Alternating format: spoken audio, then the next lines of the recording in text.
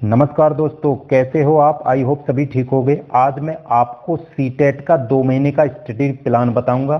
सबसे पहले मैं सीटेट का एग्जाम पैटर्न देख लेते हैं। इसमें 2 पेपर होते हैं। जो पेपर 1 है क्लास 1 से 5 के लिए होता है, और इस पेपर 1 में क्या क्या आता है देख लेते हैं। जो सीडीपी है उसके 30 क्वेश्चन आते हैं, मैथमेटिक्स के 30 क्वेश्चन, एनवायरमेंट स्टडी के 30 क्वेश्चन, लैंग्वेज 1 के 30 क्वेश्चन और लैंग्वेज 2 के 30 क्वेश्चन। टोटल 150 क्वेश्चन आएंगे और टाइम रहेगा आपका 2.5 घंटे। पेपर 2 जो 6 क्लास से 8 क्लास के लिए होता है, उसमें सीडीपी के 30 क्वेश्चन आएंगे। मैथमेटिक्स एंड साइंस, जो मैथमेटिक्स और साइंस के टीचर बनने हैं 6 से 8 के लिए, उसके लिए 60 क्वेश्चन, मतलब 30 क्वेश्चन मैथमेटिक्स के, 30 क्वेश्चन साइंस के। या सोशल साइंस, जो सोशल साइंस के स्टडी के टीचर बनना चाहते हैं, सोशल साइंस के टीचर बनते हैं, उनके लिए ये है। इसके भी 60 क्वेश्चन है। लैंग्वेज 1 के 30 क्वेश्चन और लैंग्वेज 2 के 30 क्वेश्चन। तो टोटल 150 क्वेश्चन है और टाइम वही है 2.5 घंटे। तो देखो, पेपर 1 और पेपर 2 पे सीडीपी, लैंग्वेज 1 और लैंग्वेज 2 ये 3 सब्जेक्ट तो कॉमन होते हैं। बाकी 2 सब्जेक्ट जो हैं, जिसके जो टीचर बनने होते हैं उसके हिसाब से होते हैं। सबसे पहले फोकस सेक्शन हमें किस चीज पे फोकस करना है। अवॉइड रोट लर्निंग, आपको रट्टाफिकेशन से बचना है, चीजों को समझना है। सीटेट रटने का एग्जाम नहीं है। आपको क्वेश्चन के जो उत्तर हैं वो कभी याद नहीं करने, उनको थोड़ा समझने की कोशिश करना है। दूसरा, स्ट्रॉन्ग 3 सब्जेक्ट, आप 5 में से 3 सब्जेक्ट को बहुत ही स्ट्रॉन्ग कर लो। मैं तो बोलूंगा सीडीपी और 2 लैंग्वेज, ये तो कॉमन होती हैं दोनों पेपरों में, तो सबसे पहले इनको स्ट्रॉन्ग कर लो। फिर आपको पीवाईक्यू, प्रीवियस ईयर क्वेश्चन करने हैं, लास्ट 4 साल के, 2020 से 2024 के। ग्रामर, आपको ग्रामर नहीं पढ़नी है, क्योंकि सिर्फ पैसेज में 1 या 2 मार्क की ग्रामर आती है और उसको लगभग सभी आदमी कर लेते हैं। फिर हमें टाइम मैनेजमेंट कैसे करना है ये मैं आपको आगे बताऊंगा। तो सबसे पहले पेपर 1 की बात कर लेते हैं। इसमें आपको फोकस करना है पीवाईक्यू पे और ईवीएस समरी। आप ईवीएस समरी कहीं से डाउनलोड कर लोगे, क्लास 3 से 5 की एनसीईआरटी की ईवीएस की समरी क्लास 3 से 5 कि आप कहीं से डाउनलोड करोगे और उसे पढ़ोगे। पेपर 2 के लिए आप पीवाईक्यू करोगे और एनसीईआरटी समरी 6 to 8 क्लास की एनसीईआरटी समरी पेपर 2 के लिए, पीवाईक्यू प्लस 6 to 8 की एनसीईआरटी समरी, इसे आप कहीं से डाउनलोड करके या नोट्स बना के रख लोगे। अब मैं बताता हूं, जब आप एग्जाम देने जाओगे, एग्जाम ऑफलाइन मोड पे होगा, तो टाइम मैनेजमेंट कैसे करना है। इसमें 5 सेक्शन है, CDP, math, environmental study, language 1 और लैंग्वेज 2। आपको सबसे पहले सीडीपी करनी है, फर्स्ट नंबर पे सीडीपी करनी है। चाहे किसी का मेन सब्जेक्ट मैथ ही क्यों नहीं हो, मैथ नहीं करना है। दूसरे नंबर पे आपको ईवीएस करनी है। तीसरे नंबर पे लैंग्वेज, अगर आपने लैंग्वेज 1 में हिंदी ली है और आपकी हिंदी स्ट्रॉन्ग है तो आप तीसरे नंबर पे हिंदी कर सकते हैं। अगर लैंग्वेज 2 में आपने इंग्लिश ली है तो चौथे नंबर पे आप इंग्लिश करते हैं। इसमें से जोन सा आपका स्ट्रॉन्ग सब्जेक्ट है उसे आप 3 और 4 में इंटरचेंजेबल कर सकते हो। सबसे लास्ट में आपको मैथ रखना है, क्योंकि मैथ थोड़ा टाइम कंज्यूमिंग है। शुरू में मैथ करने लग जाओगे तो टाइम मैनेजमेंट नहीं हो पाएगा। लैंग्वेज भी पहले करने लग जाओगे तो टाइम मैनेजमेंट नहीं होगा, क्योंकि इनमें पैसेज आते हैं। ध्यान रखना, आपकी जिस लैंग्वेज पे पकड़ है उसको लैंग्वेज 1 में भरना है, और जिस लैंग्वेज पे थोड़ी कम पकड़ है उसे लैंग्वेज 2 में भरना है। अब हम टाइम टेबल चलते हैं। हम यहाँ टोटल 2 मंथ के टाइम प्लान की बात करेंगे। सबसे पहले मंथ में आपको क्या करना है। पहले मंथ को मैं 2 भागों में बांट लेता हूँ, 15 डेज और 15 डेज, 15-15 दिन के। इसके आपको 2 भाग कर लेने दें फर्स्ट मंथ के। इसमें आपको कंसेप्चुअल सेशन, इसमें आपको अपने कंसेप्ट क्लियर करने हैं और नोट्स साथ साथ बनाते जाना है। सबसे पहले सीडीपी की बात करते हैं तो सीडीपी को आप 2 पार्ट में बांट लेना। सबसे पहले 1 हावर जो है सीडीपी के पीवाईक्यू लगाना। क्या लगाना? पीवाईक्यू। अब पीवाईक्यू लगाने के बाद उन क्वेश्चनों को देखना, रटना नहीं है, उन क्वेश्चनों को समझना। उनमें से आप पॉजिटिव वर्ड्स, फिर नेगेटिव वर्ड्स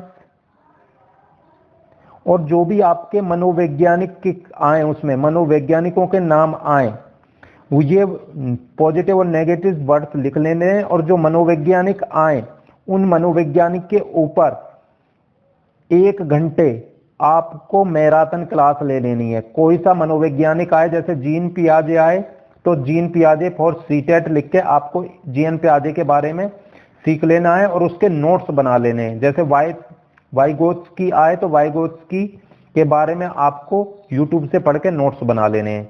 ये आपको 2 घंटे करना है। क्या? सीडीपी आपको 2 घंटे करना है, क्योंकि सीडीपी पेपर 1 और पेपर 2 दोनों के लिए कॉमन है। नोट्स साथ साथ बनाते चलना। फिर लैंग्वेज 1 और 2, इसके लिए भी आपको 2 घंटे देने होंगे। सबसे पहले आप पीवाईक्यू लगाओगे और मैराथन क्लास देखोगे बाकी 1 घंटे के, उसमें क्या है, और उसके नोट्स बना के अपने पास लिख लोगे। अब आई मैथ की बात। किसकी? मैथ को भी 2 सेक्शन बांट लेना। एक सीडीपी, पहले 7 दिन मैथ की सीडीपी कर देना। 7 डेज में मैथ की सीडीपी खत्म कर देना, क्योंकि 10 नंबर की आएगी। और बाकी जो बचा पोर्शन है मैथ का, जो सिंप्लीफिकेशन वगैरह होते हैं, उनको बाद में करना। पहले 7 दिन में मैथ की सीडीपी खत्म कर लेना। और है ईवीएस में क्या करोगे? ईवीएस को भी 2 पार्ट में बांट लोगे। पहले क्या है? ईवीएस की सीडीपी अलग होती है, उसके नोट्स बना लोगे। ये पहले 7 दिन में आपको कर लेना है। और 3 से 5 एनसीईआरटी की समरी अपने पास नोट डाउन करके रख लेनी है। ये पहले 7 दिन में खत्म कर देना है। यहाँ 2 घंटे, यहाँ 2 घंटे, इनको 1-1 घंटे दे सकते हो। 1-1 घंटे देखते हैं। ये 15 दिन हो जाने के बाद जो नेक्स्ट 15 दिन होंगे, आपको इस लैंग्वेज 1 का टाइम कम कर देना है। और उसके लिए पेपर 2 का जो मेन सब्जेक्ट है, जैसे मैथ और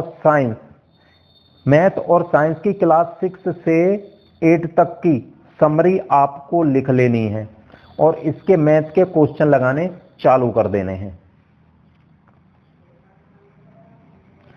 जब आपका कंसेप्चुअल सेक्शन पूरा हो जाता है और आपने अपने लगभग सारे नोट्स बना के अपने पास रख लिए हैं, फिर नेक्स्ट जो अगला मंथ आएगा नवंबर, उसमें आपको प्रैक्टिस सीजन लगाना है। इसमें सिर्फ पीवाईक्यू करने हैं और कुछ नहीं करने। सीडीपी आप 1 घंटे लगाओ, पीवाईक्यू लैंग्वेज 1 आप 1 घंटे लगा सकते हो। कम घंटे में भी हो जाता है, कम समय में भी हो जाता है, कोई दिक्कत नहीं। लैंग्वेज 2 का भी आप 1 घंटे लगा दो, मैथ का भी 1 घंटे लगा लो और ईवीएस का भी 1 घंटे लगा लो।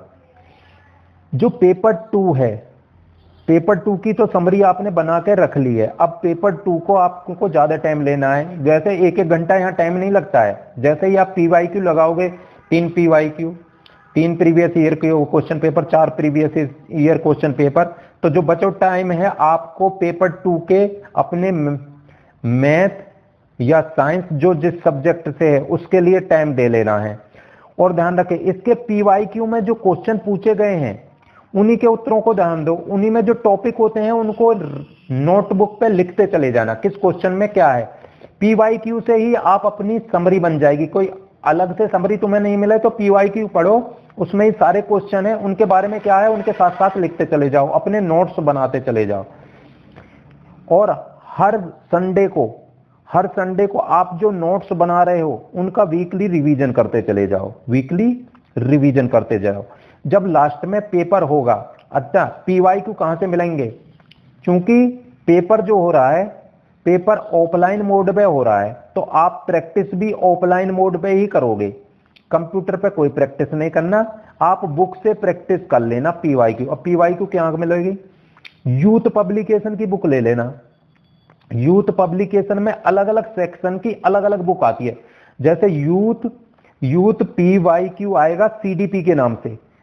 ये पेपर 1 और पेपर 2 के जितने CDP के क्वेश्चन हुए होंगे अब तक, वो सब यूथ के प्रीवियस ईयर CDP के क्वेश्चनों में आपको मिल जाएंगे। उनसे प्रैक्टिस करना, साथ साथ नेगेटिव वर्ड पॉजिटिव वर्ड लिखते चले जाना, और जो जो मेन पॉइंट हैं उनके यूट्यूब पे वीडियो देख लेना और नोट्स बनाना जरूरी है।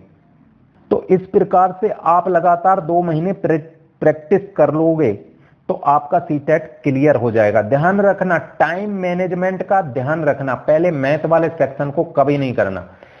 आपने इनमें से 3 सब्जेक्ट को प्रॉपर स्ट्रॉन्ग बना लेना है, जब ही सीटेट क्लियर हो सकता है।